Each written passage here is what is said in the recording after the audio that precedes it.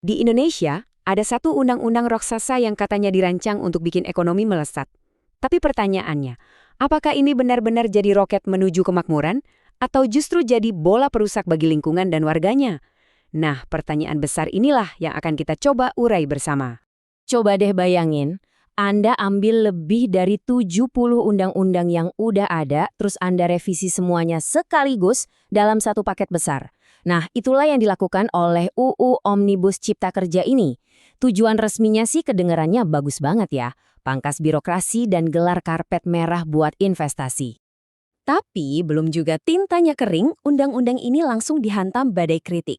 Dan bukan cuma soal isinya loh, tapi juga soal cara pembuatannya. Bahkan ada satu analisis hukum yang menggambarkannya dengan satu kata yang tajam banget, dipaksakan. Oke, mari kita masuk ke bagian pertama, membedah kontroversi. Para kritikus langsung menyoroti dua masalah prosedural yang dianggap fatal. Pertama, prosesnya dianggap nggak terbuka. Publik katanya nggak banyak dilibatkan untuk kasih masukan.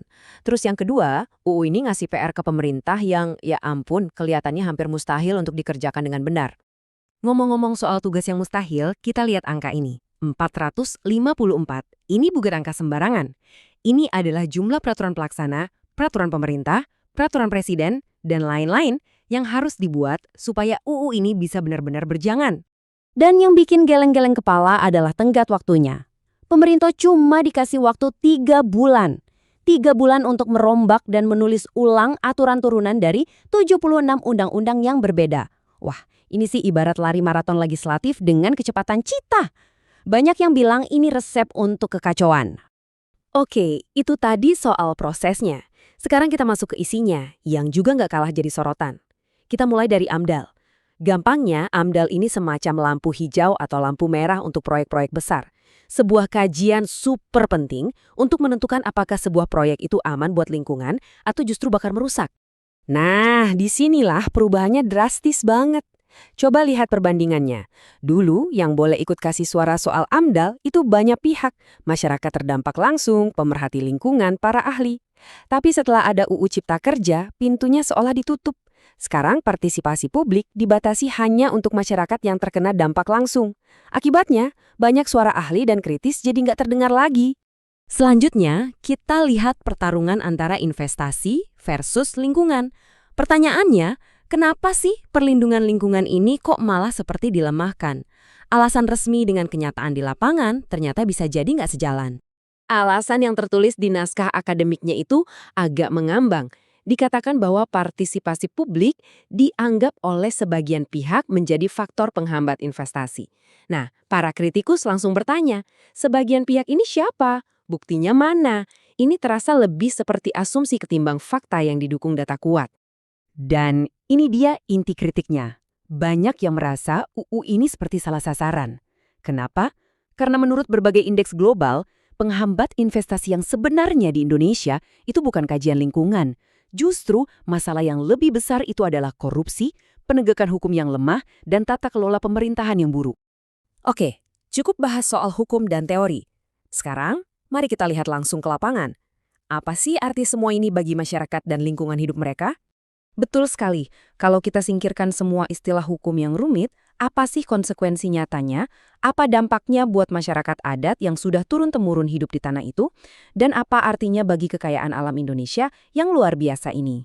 Disinilah kita lihat pertaruhan besarnya. Di satu sisi ada keindahan alam yang tak ternilai, warisan yang harus kita jaga. Di sisi lain, ada deru mesin industri dan ekstraksi sumber daya yang ingin didorong lebih kencang lagi oleh undang-undang ini. Dan perlu kita ingat, UU ini nggak lahir di ruang hampa. Jauh sebelum UU ini ada, konflik agraria itu sudah jadi bara dalam sekam. Masyarakat adat sudah bertahun-tahun berjuang melawan perampasan tanah, deforestasi, bahkan ada yang dikriminalisasi hanya karena mencoba mempertahankan tanah leluhur mereka. Jadi, kekhawatiran terbesarnya adalah dengan mempermudah izin untuk industri pertambangan dan perkebunan, UU ini ibarat menyiram bensin ke api yang sudah menyala. Konflik yang sudah ada bisa jadi semakin memburuk. Tapi, masyarakat tidak tinggal diam. Mereka melawan dengan menyuarakan tuntutan untuk keadilan. Pesan mereka ke pemerintah sangat jelas. Libatkan kami, minta persetujuan kami sebelum izin dikeluarkan, akui hak kami atas tanah dan hutan adat secara resmi. Ini bukan berarti menolak pembangunan ya, tapi menuntut pembangunan yang adil dan bermartabat. Dan kepada para korporasi, pesannya juga jelas. Jadilah mitra, bukan penjajah. Pekerjakan warga lokal, hormati tradisi kami, dan selesaikan sengketa secara adil. Ini adalah seruan untuk menjalankan bisnis yang bertanggung jawab, yang berbagi manfaat, bukan sekedar mengeruk sumber daya. Pada akhirnya, semua perdebatan ini membawa kita pada satu pertanyaan besar yang masih menggantung. Pada dasarnya, UU Cipta Kerja ini seolah-olah menyajikan sebuah pilihan yang sulit.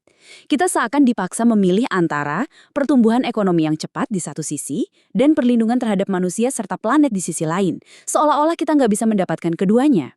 Hal ini meninggalkan kita dengan satu pertanyaan pamungkas. Apakah kecepatan dan keadilan itu memang harus selalu bertentangan? Bisakah kita membangun masa depan yang makmur dengan cepat tanpa harus mengorbankan keadilan dan kelestarian lingkungan? Jalan yang dipilih Indonesia ke depan bukan hanya akan menentukan nasibnya sendiri, tapi juga bisa menjadi pelajaran penting bagi seluruh dunia.